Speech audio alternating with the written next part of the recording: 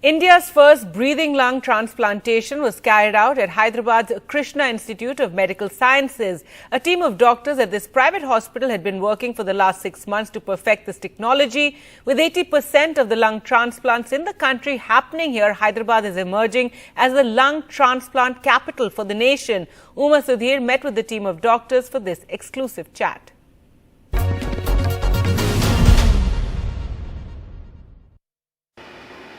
India's first breathing lung transplant here at Hyderabad's Krishna Institute of Medical Sciences. I have with me the team of doctors who's in fact managed to do this today. Dr. Sandeep Attawar, tell us, first of all, congratulations for having achieved this for India and for India's first patient doing a live lung. What is the difference? What happens in this case?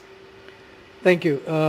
Essentially what we do in a breathing lung is we explant the organ from a donor, bring it down to the center where we conduct something called organ reconditioning, and this is normally done simply because most lungs that appear in donated organs have a small degree of dysfunction, largely caused by fluid accumulation in the lungs.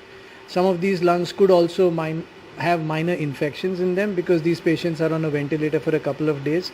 The other challenges that happen is because these are generally patients who have been ICU bound, the lungs have segments that have collapsed. They're not completely expanded. So if you look at it worldwide, out of the 10 organs that are donated, 10 lungs that are donated, maybe 4 or 5 of them can be used. The others are wasted. The number of patients waiting for lung transplantation is enormous. So as many donations as you have and as many lungs that are optimized and available for these patients who are suffering from end-stage lung disease, the better it would be. So while we could use 4 or 5 lungs easily out of these 10, unfortunately the other 4 or 5 generally are not usable simply because of logistics, because it's a distant donation, or it could be because of the factors that I just mentioned: extra water in the lung, maybe a little bit of infection, and some areas of collapse of the lung, which does not allow the lung to function like a normal one. What this machine does is, once you put the lung on the machine, you run a nutrient solution which has a high degree of antibiotics that... We are actually inside the operation table and you are telling me, operation theatre, and you are telling me that this is a machine that actually does it, where you have all these tubes connecting the different things. Tell us what it is about.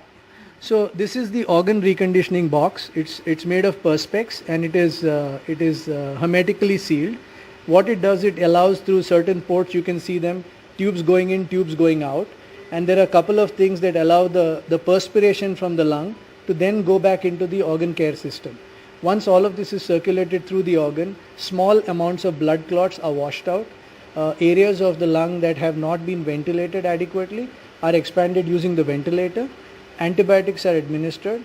All throughout, the team of anesthesiologists, surgeons, perfusionists would be constant, and pulmonologists would be constantly not just toileting the airway by cleaning out all the mucus, but they will also be estimating the lung function by testing it every half an hour to 1 hour, seeing how this lung is functioning. We also have measures to weigh the organ before and after the treatment that tells us the amount of fluid that has been removed from the lung. And as I understand it, any organ has a particular shelf life, and this is able to enhance that. Yes, not just enhancing the organ but prolonging the shelf life. So suppose you have a transport time of 4 hours from a remote location. Once the organ comes to the center, you put it on the box and you recondition it for between 4 to 6 hours. And once your tests are done and you know this organ is optimum for use, you could wheel the recipient into the theatre, you could prep him up, and you save so much of time. So all you have wasted is 4 hours, because the remaining 6 hours the organ is continuously being enhanced. At the end of this, you get an organ which is better than the organ you started with. This leads to better outcomes, it leads to greater survival, and it also leads to better long-term recovery after a transplant. And these are massive advantages. We are very fortunate we have the technology and the expertise in India. It normally is limited only to certain centers in the United States, in Canada, and a couple of centers in Europe.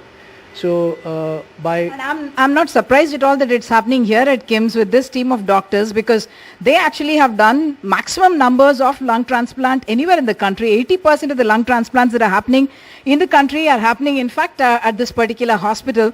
And through the COVID period, in fact, 29 of those transplants were of COVID patients, and that equals the number in the United States. Yes, some of the best centers in the world that do COVID lung transplants have probably done in anywhere between 20 to 30 lung transplants for patients with end-stage COVID.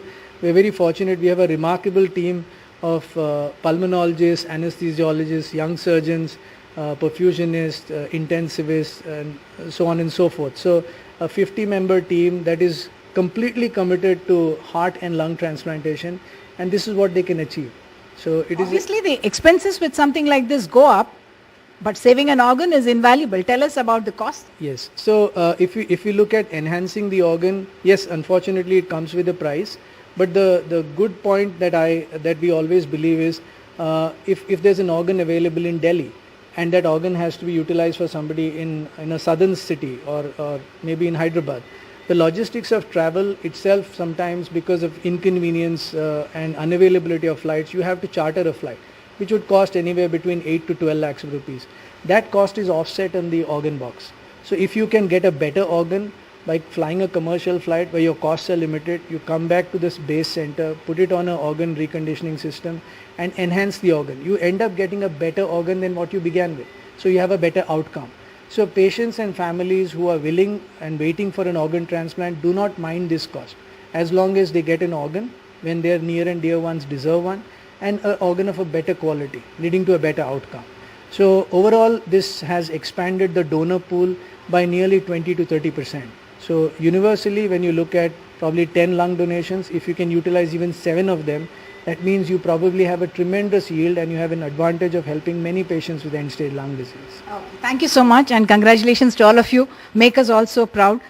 So this is something that India needs to celebrate about, something that happens in the advanced countries, we say, and now happening in India, something that this team of doctors has managed to achieve. In Hyderabad, with camera person Nagaraju, Uma Sudhir, NDTV.